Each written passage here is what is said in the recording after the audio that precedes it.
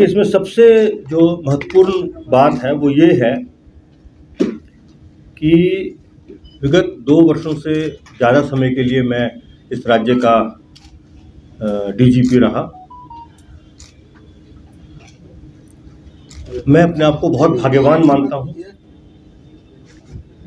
और बहुत सारे काम हुए, बहुत सारे चेंजेस हुए जो मैं आपको भी थोड़ा बताना चाहूँगा।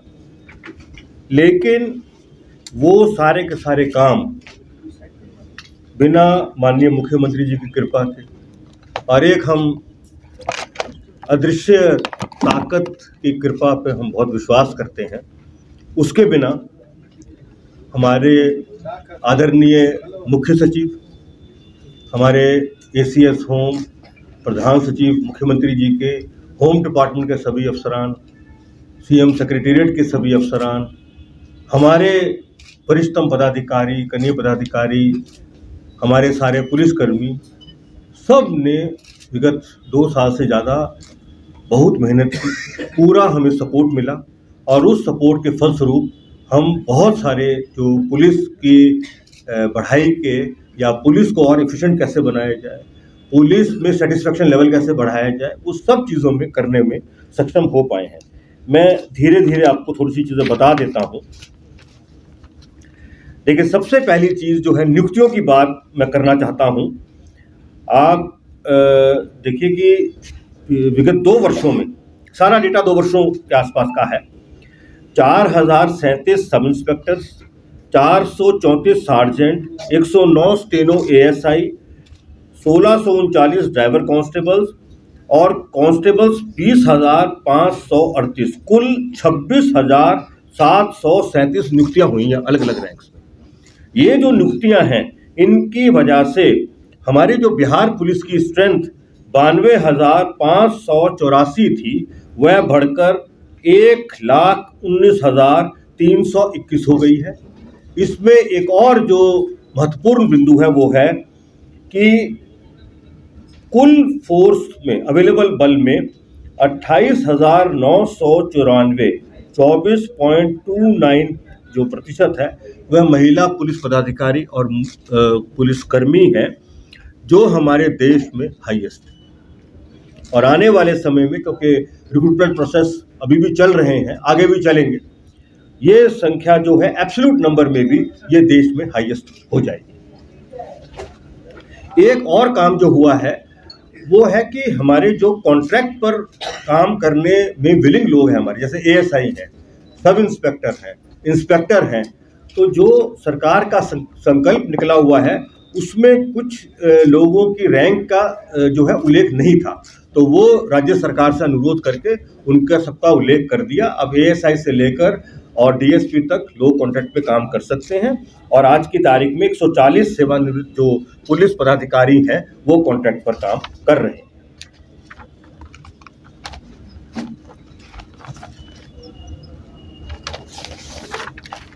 इंफ्रास्ट्रक्चर की जो बात है वो मैं आपके सामने रखता हूं। विगत 2 वर्षों में 131 पुलिस स्टेशन, 48 ओपी और 4 पुलिस लाइन को भूमि उपलब्ध कराई गई है। इसके अलावे 221 थाने, 101 ओपी के भवनों के निर्माण की सहमति जो है, स्वीकृति सरकार के लेवल पर हो गई है। तो आने वाले समय में इन सब पे कंस्ट्रक्शन जो है वो होगा। उससे एक तो जो बढ़ती हुई पुलिस की आबादी है उसको एडजस्ट करने में, उसको अच्छे से रखने में सुविधा होगी और उसके साथ साथ उनका सेटिस्फेक्शन लेवल बढ़ेगा। अच्छे मोराल से काम करेंगे तो यहाँ के नागरिकों को अच्छी से अच्छी पुलिस की सेवा दे पाएंगे। मार्च 2021 में बीसैप एक्ट पास हुआ। 129 वर्षों के बाद वो एक्ट पास हुआ। जब वो एक्ट पास हुआ था तो कुछ भ्रांति की बात थी, लेकिन आज 1.5 साल पूरा होने के बाद मैं बिल्कुल दावे से कहता हूँ वो जो भी सोच विचार था बेबुनियाद था। हमारा एक्ट बिल्कुल ठीक ठाक चल रहा है और कहीं पर किसी प्रकार की दिक्कत नहीं आई। इस एक्ट के फलस्वरूप हमारे जो बीसैप के पदाधिकारी और कर्मी हैं उनको जॉब एवेन्यूज रिटायरमेंट के बाद भी और मिलेंगे, क्योंकि बीसैप एक्ट के अंदर जो विशेष व्यवस्था कर रखी है, विनिर्दिष्ट जो हमारे बिल्डिंग्स हैं, वीआईपी इंस्टॉलेशन, जैसे दरभंगा एयरपोर्ट है, महाबोधि टेम्पल है, तो उसकी सारी सुरक्षा की जिम्मेदारी जो है वो बीएसएफ पर है और वो उसी एक्ट के अंतर्गत सारे काम होते हैं। इसके अलावे स्टेट इंडस्ट्रियल सिक्योरिटी जो 2 वाहिनियां हैं उसका सैंक्शन हो चुका था, उसमें एक वाहिनी में 625 पर्सनल ट्रेनिंग पूरी करके अपने काम पर लग गए। तो ये जो स्टेट इंडस्ट्रियल सिक्योरिटी वाहिनी जो है, ये हमारे और भी जो वाइटल इंस्टॉलेशन है जैसे बैंक्स हैं या इवन प्राइवेट जो सिक्योरिटी के कंसर्न है, बड़ी बड़ी जो बिजनेस ऑर्गेनाइजेशंस चलती हैं, उनको भी जो है उनकी ज़रूरतों को वो पूरी कर पाएंगी। एक और मेडिकल रिइंबर्समेंट की बात है, क्योंकि उससे हमारे पुलिस के अफसरों, जवानों के साथ साथ उनके परिवार भी जुड़े हुए हैं। तो वो सीमा रेखा पहले जो थी वो 5 लाख की थी डीजीपी को, आज वो बढ़ के जो है वो 10 लाख हो गई है। उससे रिइंबर्समेंट का जो प्रोसेस है वो बहुत तेज़ हो गया है और हमारे पुलिस के जो जवान हैं, पदाधिकारी और उनके जो परिवार हैं, उनके लिए बहुत ही एक कल्याणकारी कदम है। पुलिस एक्ट का सेक्शन 10(1) उसके अंदर अमेंडमेंट हुआ। आप अवगति होंगे कि पिछले 3-4 वर्षों से जो इंटर रेंज ट्रांसफर्स वगैरह वो नहीं हो पा रहे थे, तो ये अमेंडमेंट होने के बाद और जो सरकार के स्तर अनुमति से जो कमेटी बन गई है, वो कमेटी अब कार्यरत हो गई है। सबका टेन्योर फिक्स है। अब क्योंकि एक्ट के द्वारा टेन्योर फिक्स है, इसलिए एग्जीक्यूटिव ऑर्डर अब नहीं कोई निकाल सकता है। इसको नोट कर लीजिए, एक्ट में काम करवा दिया है ना, तो सबका टेन्योर फिक्स हो गया, तो सब बंद गए उससे। टेन्योर के अंदर ही सबको रहना है, उसके बाद सबको वहां से चला जाना है। और इसके अंदर वही कमेटी जो है वो मेडिकल ग्राउंड्स पर जो ट्रांसफर्स करती है, उसने बहुत सारे लोगों की मदद की है। बहुत सारे ट्रांसफर्स हुए मेडिकल ग्राउंड्स पर, बहुत सारे ट्रांसफर्स जो है वो सेवानिवृत्ति के आधार पर हुए हैं। एक ही कमेटी है तो वो अपने काम पे लग रही है। ये एक बहुत ही बड़ा कदम जो है वो राज्य सरकार की स्वीकृति मिलने के बाद हो पाया है। हमारा एसटीएफ है, तो एसटीएफ जो है वो हमारे एडिशनल डायरेक्टर जनरल ऑपरेशंस के अंडर में काम करता है। लेकिन एसटीएफ का जो मैंडेट है वो जो हमारे देश में बाकी और ऑपरेशंस की फोर्स है या एसटीएफ की फोर्स है उससे भिन्न है। वहां पर रिस्ट्रिक्टेड है, मतलब कोई खास काम के लिए बना हुआ है। हमारी जो एसटीएफ का जो मैंडेट है वो नक्सलवादी गतिविधियों को रोकने के साथ साथ ऑर्गेनाइज्ड क्राइम के उन्मूलन का भी उनको टारगेट है। तो इस टारगेट को पूरा और अच्छे तरीके से करने के लिए हम लोगों ने एक स्पेशल इंटेलिजेंस विंग, जिसकी part finance government of India की है और पार्ट फाइनेंस हमारे सरकार की है, वो उसी के अंदर खोल दी है। अब उसका फायदा क्या है, जिस प्रकार से तेलंगाना अब तो हो गया, उसके जो ग्रे हाउंड्स है ना, वो एंटी नक्सल ऑपरेशंस करते हैं, तो उसके अंदर वो क्या करते हैं, उसमें इंटेलिजेंस भी कलेक्ट करते हैं और एंटी नक्सल ऑपरेशन करते हैं। हमारी एसटीएफ इस मायने में उनसे बहुत ज़्यादा वाइड है, क्योंकि वो इंटेलिजेंस कलेक्ट करके ना केवल नक्सलियों के खिलाफ ऑपरेशंस जो है वो करते हैं, उसके अलावा ऑर्गेनाइज्ड क्रिमिनल्स जो हैं, ऑर्गेनाइज्ड क्राइम में जो क्रिमिनल लिप्त हैं, उन पर भी इंटेलिजेंस कलेक्ट करके और वो काम करते हैं। ये एक और उपलब्धि है।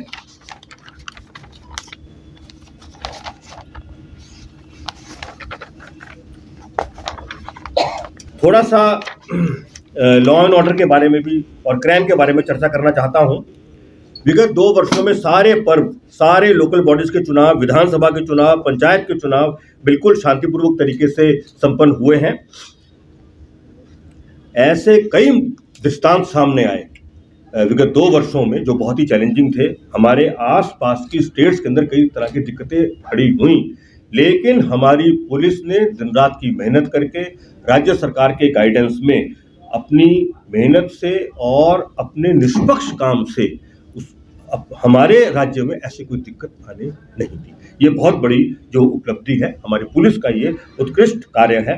एनसीआरबी को आप जानते ही हैं, वो पूरे देश का डेटा रखती है। तो एनसीआरबी 21 का डेटा हमारे पास आया है। हल्की सी बस चर्चा ये करूंगा कि 2021 में विगत वर्षों की तुलना में हत्या, डकैती, गृहवेदन, फिरौती हेतु अपहरण, दहेज हत्या, cruelty by husbands and relatives, attempt to murder की ऑल इंडिया रैंकिंग में उल्लेखनीय सुधार हुआ है बिहार का। इसका मतलब जो ये हम सारे एफर्ट्स कर रहे हैं ये एफर्ट्स के फलस्वरूप ये रिजल्ट आ रहे हैं। थोड़ी सी चर्चा इसके बाद अभी और भी करूंगा इसी को आगे जुड़ते हुए। 2022 में जो हमारे ट्रेंड्स दिख रहे हैं, तो मुझे पूरा भरोसा है कि अन्य हेड्स में भी बिहार की रैंकिंग का इम्प्रूवमेंट होगा, क्योंकि कुछ हेड्स के अंदर सुधार ऑलरेडी हो चुके हैं और कुछ हेड्स के अंदर सुधार का संकेत मिल रहे हैं। एक बहुत इंपॉर्टेंट इशू रहता है पेट्रोलिंग का। पेट्रोलिंग पुलिस का बहुत इंपॉर्टेंट एस्पेक्ट है, तो हम लोगों ने लगातार मॉनिटरिंग करने के लिए 1001 पेट्रोलिंग बीट्स बनाए हैं और उसके अंदर 4115 पुलिसकर्मी कार्यरत हैं। और इसके अंदर भी इस बात का ध्यान रखा जाता है कि जो पुलिस पदाधिकारी कर्मी अच्छे से काम कर रहे हैं, ऐसे 1254 पुलिस पदाधिकारी और कर्मियों को पुरस्कृत किया है, और जो जिनके कामों में कमी पाई गई ऐसे 836 जो पुलिस पदाधिकारी और कर्मी हैं उनको दंडित किया गया है। अब मैं आपको ना टोटल गिरफ्तारी राशि दे के एक जो है दे देता हूं विगत 2 वर्षों की, वो बता रहा हूं। लेकिन सबसे महत्वपूर्ण बात है विगत 2 वर्षों में कि पिछले साल अगस्त सितंबर के महीने में माननीय मुख्यमंत्री जी के स्तर पर जो रिव्यू हुआ था वो मर्डर केसेस पे रिव्यू हुआ था, तो उस पर एक रणनीति बनाई गई और उस रणनीति के फलस्वरूप काम किया, और उस मर्डर हेड में हमारा डेली मॉनिटरिंग चलती है। 10,167 अरेस्ट हो चुके हैं और 1,984 मर्डर के एक्यूज सरेंडर किए हैं। और आप देख लीजिए ये जो हम कार्रवाई कर रहे हैं इसका सीधा असर जो एनसीआरबी का डेटा मैं मर्डर का बता रहा हूं उस पर पड़ गया। तो हम जो भी बात करेंगे तथ्य के आधार पर और आंकड़ों के आधार पर करेंगे, हम कोई वेग बात जो है वो करना नहीं चाहते। अब इसका और देखिए, इसका और असर क्या है वो मैं बताता हूं। कुल गिरफ्तारी 5,30,714 है। कुख्यात अपराध कर्मी जिसके अंदर 19,149 हैं। गिरफ्तार नक्सली की संख्या 482 है। किडनैपिंग फॉर रैंसम में गिरफ्तारी 90 है। बरामद अवैध आर्म्स 8,988 है और मिनी गन फैक्ट्री जो है वो 109। जाली नोट 30,47,965 है। तो ये जो भी काम हुआ है इसका असर किस तरह से पुलिस के अन्य कामों पे पड़ता है उसका उदाहरण दे रहा हूं। इसका असर ये हुआ है कि वर्ष 2021 में हमारे कुल कांडों की रिपोर्टिंग 2,82,067 थी, जिसके विरुद्ध 2,98,831 कांडों का निष्पादन हुआ। तो ये जो गिरफ्तारियां हो रही हैं यही ना कांडों के निष्पादन का रास्ता होती हैं। और 2022 में स्थिति और इम्प्रूव हो गई। 2022 अक्टूबर तक कुल दर्ज केस हैं वो 2,81,582 हैं, जिसके विरुद्ध 3,08,118 कांडों का निष्पादन हुआ है। तो ये सब चीजें एक दूसरे से जुड़ी हुई हैं। ये मैं सब चीजें जोड़ के इसलिए बता रहा हूं क्योंकि अंत में मैं आपको 2-3 आपके सामने सवाल रखूंगा, तो इसलिए ये चीज को मैं आपके सामने इस ढंग से रख रहा हूं। अच्छा, इसको और कारगर बनाने के लिए हमने क्या किया? हम लोगों ने ऑपरेशन प्रहार चलाया। उस ऑपरेशन प्रहार के अंतर्गत 2 उसके जो है शीर्ष हैं। एक तो है 217 ALTF का गठन किया। उन 217 ALTF ने 81,808 गिरफ्तारी की और 23,10,842 लीटर शराब की बरामदगी की। वज्र की टीम बनाई गई, 92 वज्र की टीम है, उनके द्वारा जो कुल गिरफ्तारियां की गई 83,851 जो है की गई। 2,585 आर्म्स तथा 11,139 एम्यूनिशन की भी बरामदगी हुई। ये मैं आपको इसलिए ये थोड़ा सा फर्क बताना चाह रहा हूं। ये जो हमने खास व्यवस्था की उसकी गिरफ्तारी है, लेकिन कुल गिरफ्तारी देखिए क्या है। मद्य निषेध का बता रहा हूं। कुल गिरफ्तारी जो है, क्योंकि बहुत इंपॉर्टेंट है इन्फोर्समेंट के लिए इसलिए कह रहा हूं, कुल FIR हुआ 1,72,047। कुल शराब की बरामदगी 88,21,976 लीटर है। कुल अरेस्ट 2,57,362 है। आउटसाइड स्टेट के 4,968 लोग गिरफ्तार हुए हैं। बाहर की राज्यों के जो बड़े बड़े शराब सप्लायर हैं वो 130 गिरफ्तार हुए हैं। व्हीकल की बरामदगी जो है, सीज व्हीकल जो है वो 34,729 है और कन्विक्शंस जो है 771 है। एक अनुशासन की बात रहती है। हम लोगों की पॉलिसी बिल्कुल क्लियर है कि हमारे जो पदाधिकारी और जो कर्मी है वो अपना निष्ठापूर्वक ड्यूटी निभाने के क्रम में अगर उनसे कोई कमी भी रह जाती है, बोनाफाइड मिस्टेक हो जाती है, तो हम उन पर जो है वो कार्रवाई नहीं करते हैं, क्योंकि उनको जो कानूनी दृष्टिकोण से प्रोटेक्शन देने की जरूरत है वो हम प्रोटेक्शन देते हैं।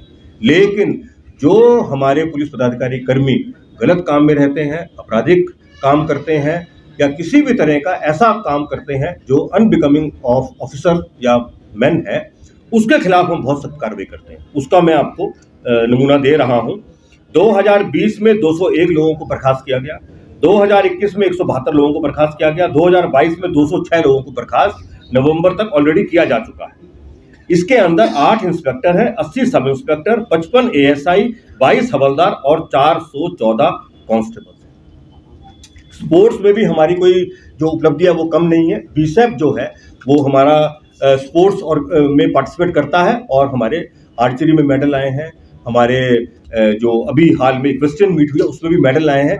तो स्पोर्ट्स को बढ़ावा देने का जो काम है वो भी हमारे यहाँ लगातार हो रहा है।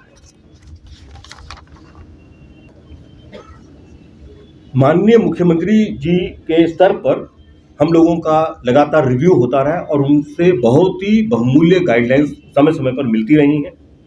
उससे हमारे लॉ एंड ऑर्डर की स्थिति अच्छी करने में, अपराध के उन्मूलन में बहुत सुधार जो है वो हुआ है। 2 और महत्वपूर्ण काम हुए हैं जो जिसका जिक्र करना जरूरी है। दिनांक 6/7/22 को ERSS फेज 1 का इनॉग्रेशन माननीय मुख्यमंत्री जी के द्वारा किया गया और पब्लिक को डेडिकेट किया गया। ये यहाँ की आबादी के लिए बहुत ही बढ़िया और बहुत ही अच्छी पुलिस की सर्विस है।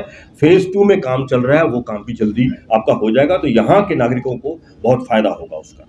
इसके अलावा दिनांक 16/11 को कुल 10,459 सब इंस्पेक्टर, सार्जेंट, कांस्टेबल्स को नियुक्ति पत्र का वितरण जो है वो माननीय मुख्यमंत्री जी के हाथों से करवाया गया।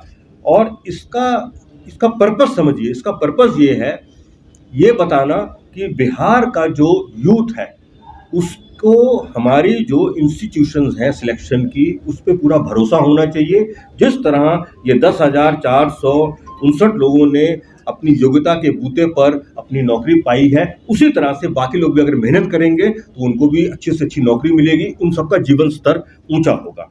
और ये जो हम लोगों का मॉडल था, इसका असर बिहार में जो हुआ वो मैंने बताया आपको। पूरे देश ने इसको एमुलेट किया है और जगह भी फिर इस तरह से जो नियुक्तियों की चर्चा जो है वो शुरू हुई और इसका अंतर्गत जो फायदा है वो हमारे बिहार के, हमारे देश के नागरिकों को, जो यूथ है उसको मिल रहा है। ये बहुत ही जो है वो खुशी की बात है।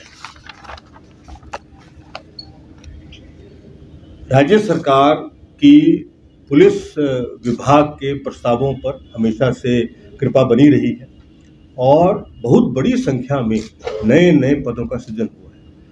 वैसे तो बहुत लंबी लिस्ट है, लेकिन सबसे महत्वपूर्ण जो काम हुआ है वो मैं आपको बताना चाह रहा हूँ। जो हमारे DSP का कैडर है, उस कैडर को पूरी तरह से जो है वो रिव्यू करके बदल दिया गया है। आज की तारीख में हमारे पास में 1049 DSP कैडर की स्ट्रेंथ हो गई है और इसी में कितने इसमें एडिशनल SP बनेंगे, कितने इसमें स्टाफ अफसर बनेंगे, कितने सीनियर DSP होंगे, ये सारा का सारा जो है वो अरेंजमेंट कर दिया गया है। और इसकी सबसे महत्वपूर्ण बात ये है कि जो हमारे स्टाफ अफसर रैंक के लोग हैं, जो DSP कैडर से आते हैं, वो कई जिलों में SP ग्रामीण का पद होल्ड करते हैं। ये बहुत अलग तरह से काम किया गया है। ऐसा काम पूरे मतलब देश में किसी और स्टेट में नहीं है। ये बहुत मेहनत से और जो है वो सरकार के स्तर पर जो डिस्कशन के बाद निर्णय हुआ, तो उनका भी मनोबल ऊंचा होगा और वो अच्छे से काम करेंगे। इसके अलावा साइबर क्राइम में 405 पद का गठन हुआ है, यातायात के 16 पद का गठन हुआ है, SDRF का 393 पदों का गठन हुआ है और भी कई प्रपोजल जो है वो चल रहे हैं। जब वो एक्चुअली हो जाएगा तो आप सबको जरूर बता दिया जाएगा। अब मेरी 2-3 बातें आप सबसे मैं आपके सामने रखना चाह रहा हूँ, वो आप जरूर सुन लीजिए, फिर जैसा आप कहेंगे। तो हम लोगों ने बहुत ही काम को स्टैंडर्डाइज किया है, वो है आप लोगों से इंटरेक्शन और आप लोगों को सूचना का प्रदान करना। हम लोगों ने पूरी व्यवस्था इस तरह से बना ली है कि आपको डेली प्रेस का नोट जो है वो मिलता है। हेडक्वार्टर में जो पुलिस के प्रवक्ता हैं वो हफ्ते में 2 बार 3 बार जरूर आपसे रूबरू होकर सारी बातों की जानकारी देते हैं, जो भी उपलब्धि भी है और जो घटनाएं भी हुई हैं। इसके अतिरिक्त जिला स्तर पर जो हमारे SSPs और SP हैं, वह भी हफ्ते में 1 दिन या 2 दिन जो मीडिया कर्मी हैं उनसे बातचीत करके और वहाँ पे जो उपलब्धि हुई है या जो भी घटनाएं हुई हैं उसके बारे में पूरी जानकारी देते हैं। ये मैं इसलिए कह रहा हूँ, मैं केवल अनुरोध कर सकता हूँ, ये अनुरोध कर रहा हूँ कि देखिए, हम कोई भी बात करने से पहले तथ्य पूरा उसका ठीक कर लें और उसके साथ साथ कोई भी बात अपनी जो कहने से पहले आंकड़ों पे बात करें। बिना आंकड़ों के या बिना तथ्यपूर्ण के कोई भी अगर हम बात करेंगे वो वेग रह जाएगी, उससे क्लियर कट मैसेज नहीं जाएगा। जो आने वाले समय में जो चैलेंजेस हैं पुलिस के सामने, उसका हल्का सा जिक्र करता हूँ। ऑर्गेनाइज्ड क्राइम बहुत बड़ा चैलेंज होने जा रहा है, इकोनॉमिक क्राइम्स बहुत बड़ा चैलेंज होगा, साइबर क्राइम्स बहुत बड़ा चैलेंज होगा, crime against weaker section women वो एक बड़ा चैलेंज होगा। और इसमें किस तरह से अच्छा इन्वेस्टिगेशन हो, तो जो साइंटिफिक एड्स कैसे इस्तेमाल करनी है उसकी भी पूरी व्यवस्था जो है वो हो रही है। बहुत सारे काम हो चुके हैं, कुछ काम जो है वो आने वाले समय में हो जाएंगे। हमारी एफएसएल की 3 अब तो रीजनल सेंटर्स बन गए हैं, पहले एक था, अब 3 हो गई हैं। उसके अलावा हर रेंज पर भी बनाने की बात है, वो हम लोग कर रहे हैं। एक और चैलेंज जो आएगा वो आएगा पुलिस अफसर और जवानों की सोच विचार और उनके कंडक्ट के स्तर को अलग अलग तरह की ट्रेनिंग देकर उसको ऊंचा बनाना, ये एक बहुत बड़ा चैलेंज है। एक और बहुत बड़ा चैलेंज जो पुलिस के सामने है और आने वाले समय में रहेगा वो है जुवेनाइल डेलिंक्वेंसी।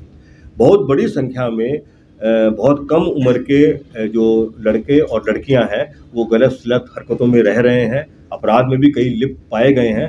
तो ये बहुत ही समाज के लिए बहुत बड़ा चैलेंज है, केवल पुलिस के लिए नहीं है, समाज के लिए बहुत बड़ा चैलेंज है।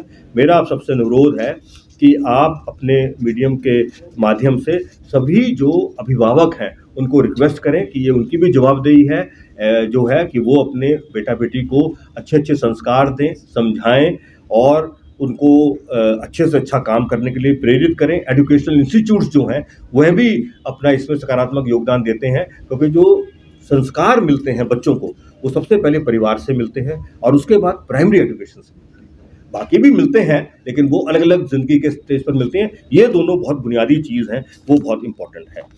अब एक चीज़ और, हम कभी कभी देखते हैं कि पुलिसिंग को हम ना आइसोलेशन में देख रहे हैं। मतलब कि पुलिसिंग को आइसोलेशन देखने से तात्पर्य ये है कि किस तरह से कोई घटना हुई तो उसको बिल्कुल आइसोलेशन में देखा, उसके कॉजेज या क्या क्या है, उसके जो है कारण क्या है, वो उतना अच्छे से हम लोग नहीं देख रहे हैं। मेरा अनुरोध ये है कि पुलिसिंग को आइसोलेशन में ना देखकर हम उसको समेकित तौर पे देखें। जैसे उदाहरण के लिए, कोई भी समाज में अगर एजुकेशन का स्तर अच्छा होगा, हेल्थ का स्तर अच्छा होगा, पब्लिक सर्विसेज डिलीवरी स्टेट की अच्छी होगी, तो इन सब चीज़ों का सकारात्मक प्रभाव पुलिसिंग पर भी पड़ता है।